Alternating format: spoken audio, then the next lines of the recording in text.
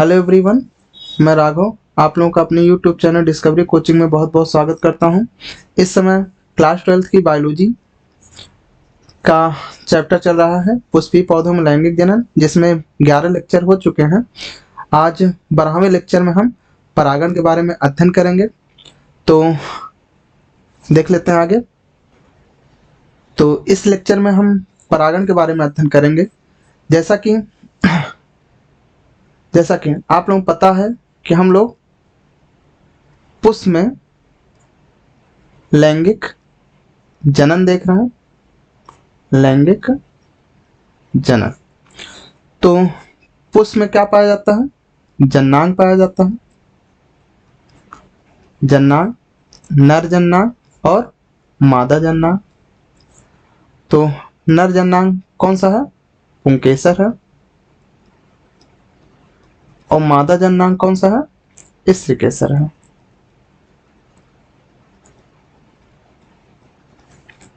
पुंकेसर में क्या पाया जाता है? पराग कण पाया जाता है। और स्त्रीकेसर में क्या पाया जाता है? बीजांड पाया जाता है। स्त्रीकेसर के अंडाशय में बीजांड पाया जाता है।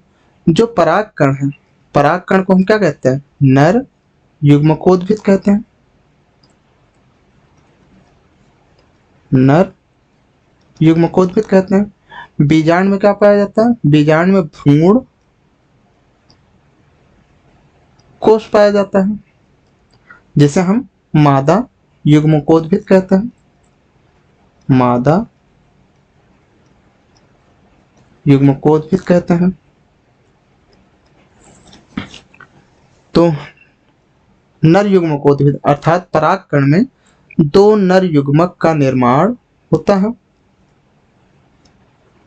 दो नर युग्मक का निर्माण होता है और भ्रूण कोष में एक अंड अर्थात मादा युग्मक का निर्माण होता है। अब यहां हम देख लेते हैं, पुष्प में हम क्या देख रहे हैं? लैंगिक जनन देख रहे हैं। तो लैंगिक जनन किसे कहते हैं? जिसमें युग्मकों का निर्माण हो। युग्मकों का निर्माण हो अर्थात अर्धसूत्री विभाजन हो। अर्धसूत्री विभाजन हो। और दूसरा पॉइंट क्या है? युग्मकों का संयोजन हो। युग्मकों का संयोजन हो अर्थात निषेचन हो। तो निषेचन का तात्पर्य क्या है? कि नर युग्मक और मादा युग्मक दोनों का संयोजन हो। दोनों का संयोजन हो जिसके फलस्वरूप युग्मनज का निर्माण हो। युग्मनज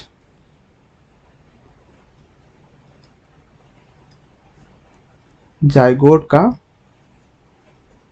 निर्माण हो। तो चूंकि नर युग्मक परागकण में बन रहे हैं और मादा युग्मक बीजाणु में बन रहा है और दो के दोनों युग्मक कैसे हैं? अचल हैं। क्या है? अचल हैं। तो निषेचन की क्रिया को संपन्न करने के लिए ये दोनों युग्मक, इन दोनों युग्मक को एक दूसरे के पास आना है, जिसके लिए परागण आवश्यक है। तो आइए देख लेते हैं परागण किसे कहते हैं। तो हाँ, हम एक प्रारूपिक पुष्प की संरचना देखते हैं। ये परागकोश है। क्या है? परागकोश है, जिसमें ये क्या है? पराग कोश है, जिसमें किसका निर्माण होगा? पराग कण का निर्माण होगा। और ये स्त्रीकेसर है, जिसके 3 पार्ट हैं। ऊपर वाले पार्ट को हम वर्तिकाग्र कहते हैं। इस बेलनाकार भाग को हम वर्तिका कहते हैं और नीचे इस फूले हुए भाग को हम अंडाशय कहते हैं, जिसमें बीजांड पाया जाता है। इसमें क्या पाया जाता है? बीजांड पाया जाता है और बीजांड में भ्रूण कोष पाया जाता है। भ्रूण कोष में मादा युग्मक होता है। अब पराग कोष में परागकण है और परागकण में क्या है? नर युग्मक है, नर युग्मक है। और बीजांड में भ्रूण कोष है और भ्रूण कोष में क्या है? मादा युग्मक है। और निषेचन की क्रिया के लिए इन दोनों को पास आना आवश्यक है, जिसके लिए परागकण कहाँ आएगा? वर्तिकाग्र पर आएगा। तो परागकण का वर्तिकाग्र पर स्थानांतरित होना ही क्या कहलाता है? परागण कहलाता है। परागकण का वर्तिकाग्र पे स्थानांतरित होना ही परागण कहलाता है।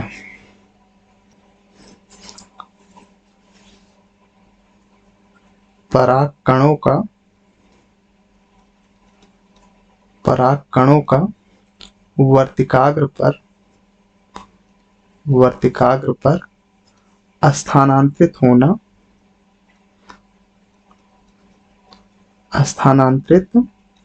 होना क्या कहलाता है?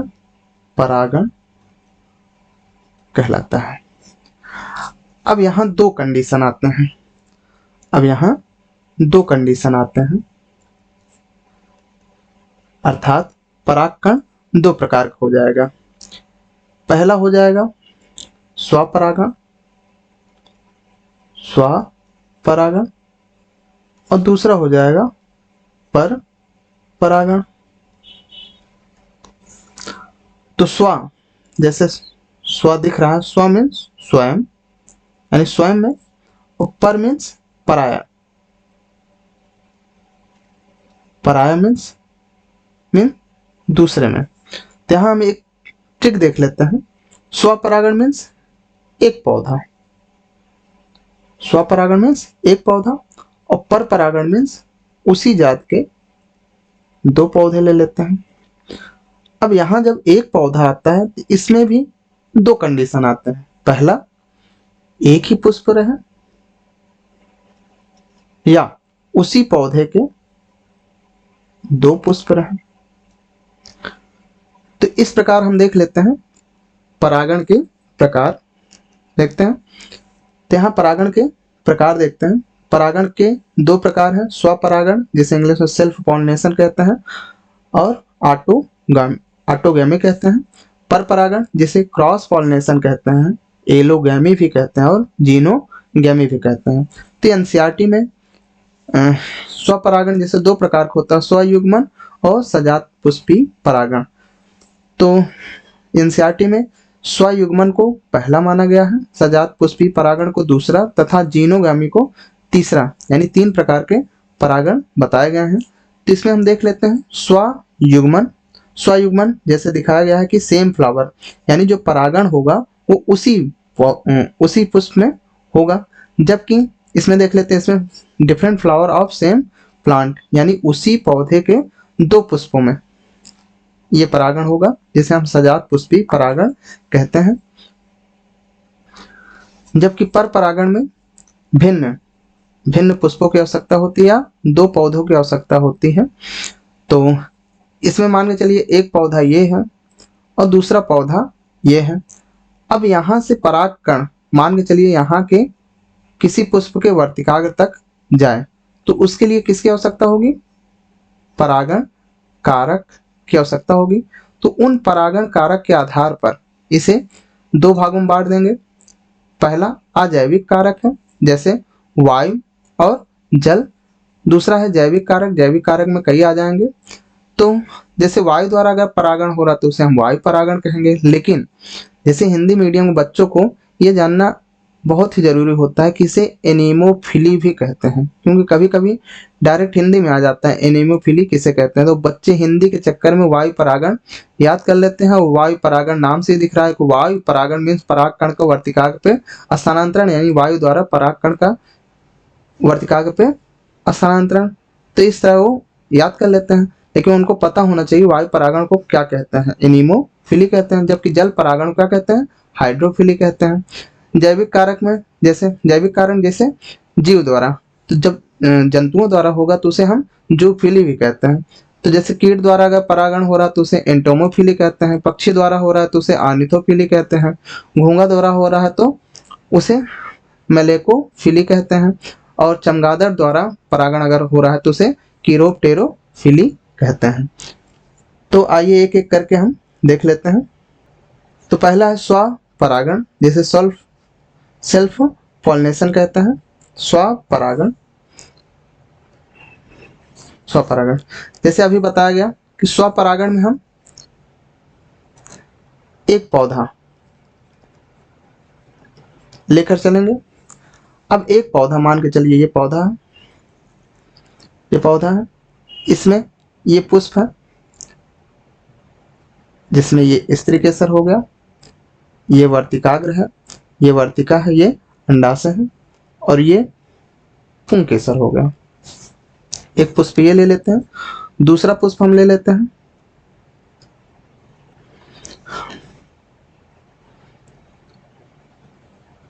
ये स्त्री केसर है और ये पुंकेसर है। ध्यान देखते हैं, परागण दो तरीके से होगा। अगर हम एक पुष्प को अगर फोकस करें तो इसका परागकण इसके वर्तिकाग्र पे भी आ सकता है, पहली कंडीशन। दूसरी कंडीशन, उसी पौधे के किसी पुष्प का परागकण उसी पौधे के किसी दूसरे पुष्प के वर्तिकाग्र तक भी आ सकता है। ये दो कंडीशन बन रहे हैं, तो ध्यान से देखना है। पौधा कितना है, पौधा एक ही है, यहाँ दो कंडीशन आ जा रही हैं, यहाँ दो कंडीशन आ जा रही हैं। उसमें एक ही पुष्प का परागकण उसी पुष्प के वर्तिकाग्र तक जाए, ये पहली कंडीशन। दूसरी कंडीशन, उसी पौधे के दो पुष्प परागण में उपयोग हो रहे हैं, अर्थात किसी एक पौधे के किसी पुष्प का परागकण उसी पौधे के किसी दूसरे पुष्प के वर्तिकाग्र तक जाए। तो ये दो कंडीशन बन रही है। तो यहां हम देख लेते हैं, जब एक ही पुष्प में परागण होता है तो उसे हम स्वयुग्मन कहते हैं। क्या कहते हैं, स्वयुग्मन कहते हैं। और जब एक ही पौधे के किसी एक पुष्प का परागकण उसी पौधे किसी दूसरे पुष्प के वर्तिकाग्र तक जाता है तो इसे हम सजात पुष्पी परागण कहते हैं। सजात पुष्पी परागण कहते हैं। तो स्वपरागण में हम पहला देख लेते हैं, पहला स्वयुग्मन। स्वयुग्मन जिसे ऑटोगैमी कहते हैं, ऑटोगैमी कहते हैं स्वयुग्मन। इसमें देखते हैं, किसी एक पुष्प का किसी एक पुष्प का परागकण उसी पुष्प के वर्तिकाग्र तक पहुंचता है या स्थानांतरित होता है, तो उसे हम क्या कहेंगे, उसे हम स्वयुग्मन कहते हैं। तो स्वयुग्मन के लिए कुछ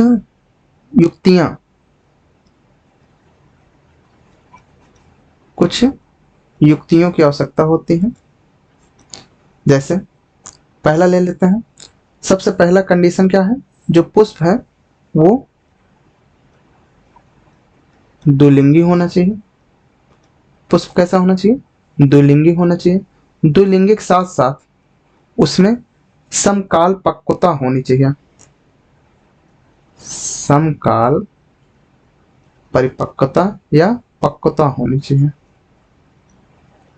पक्वता होनी चाहिए। तो समकाल पक्वता क्या होती है? जैसे नाम से दिख रहा है, सम मीन्स समान, काल मीन्स समय, और पक्वता मीन्स परिपक्व होना। सम मीन्स समान, काल मीन्स समय, पक्वता मीन्स परिपक्व होना। अर्थात हम ये कह सकते हैं कि पुंकेसर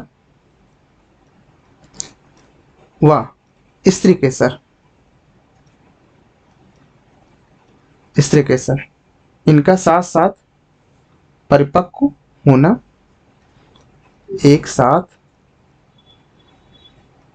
परिपक्व होना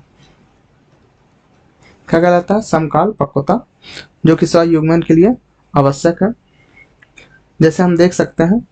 और तीसरी कंडीशन क्या होनी चाहिए कि पुंकेसर स्त्री केसर के पास होना चाहिए, पुंकेसर स्त्री केसर के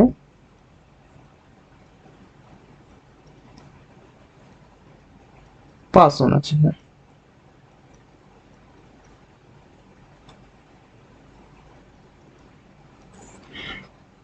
जैसे हम देख लेते हैं, जैसे जैसे गुला बांस है, गुला बांस जिसे मिराबिलिस कहते हैं,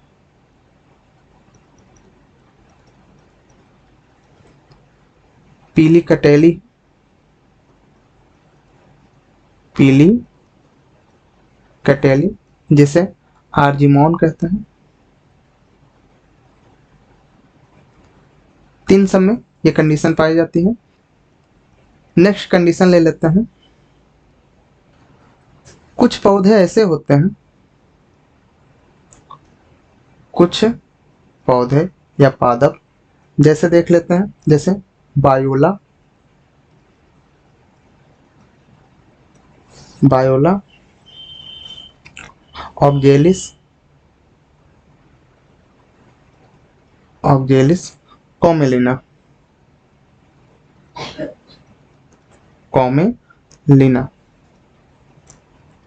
ये कुछ ऐसे पौधे होते हैं जिनमें दो तरह के पुष्प पाए जाते हैं, दो तरह के पुष्प पाए जाते हैं। एक उन्मीलित पुष्प, उन्मीलित पुष्प, दूसरा निमीलित पुष्प, निमीलित पुष्प। तो इसको हम आसान भाषा में समझ सकते हैं। जो उन्मीलित पुष्प होता है इसे हम ओपन फ्लावर कहते हैं, ओपन फ्लावर कहते हैं। और जो निमीलित पुष्प होता है उसे हम क्लोज्ड, क्लोज्ड मीन्स बंद पुष्प कहते हैं, क्लोज्ड फ्लावर कहते हैं। इसे खुला फूल कहते हैं, पुष्प कहते हैं, इसे बंद पुष्प कहते हैं। जो निमीलित पुष्प होते हैं ये खिलते नहीं हैं।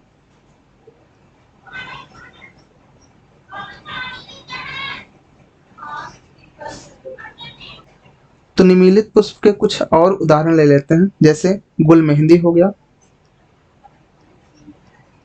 गुल मेहंदी हो गया, ड्रोसेरा हो गया, ड्रोसेरा। तो ये सब ऐसे पौधे होते हैं जो खिलते नहीं हैं, अर्थात इनका पुष्प क्या होता है? बंद होता है, और उसी पुष्प बंद अवस्था में ही परागकोश फटते हैं तथा पराग कण उसी के वर्तिकाग्र तक पहुंच जाते हैं। तो ये कुछ कंडीशन है जो कि स्वयुग्मन के लिए आवश्यक होती है। दूसरा देख लेते हैं।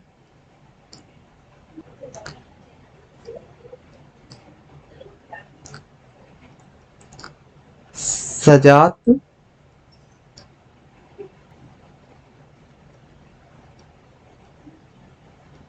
सजात पुष्पी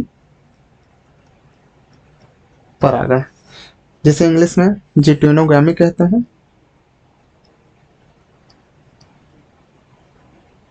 जीटेनोगैमी कहते हैं। तो यहाँ देख लेते हैं, अगर इसको देखना है जीटेनोगैमी क्यों कहते हैं, तो ये जो जीटोन शब्द है, जीटोन मीन्स होता है नेबर, नेबर मीन्स पास के, पास के, और गैमी मीन्स होता है मैरिज, गैमी मीन्स मैरिज अर्थात मेटिंग, मेटिंग, मेटिंग मीन्स मिलन, मान के चलिए मिलन। तो सजात पुष्पी परागण देख लेते हैं। इसमें एक ही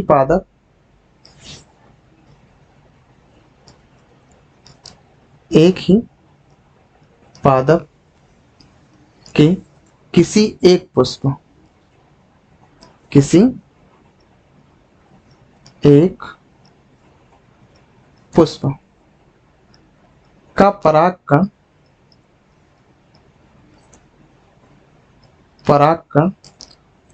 उसी पादप के किसी दूसरे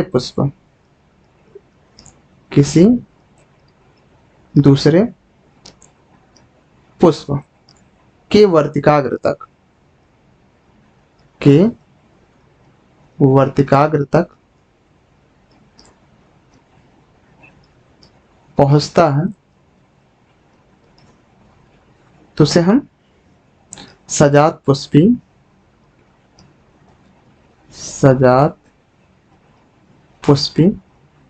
परागण कहते हैं। तो इस परागण के लिए कारक की भी आवश्यकता होती है, किसी कारक की आवश्यकता होती है।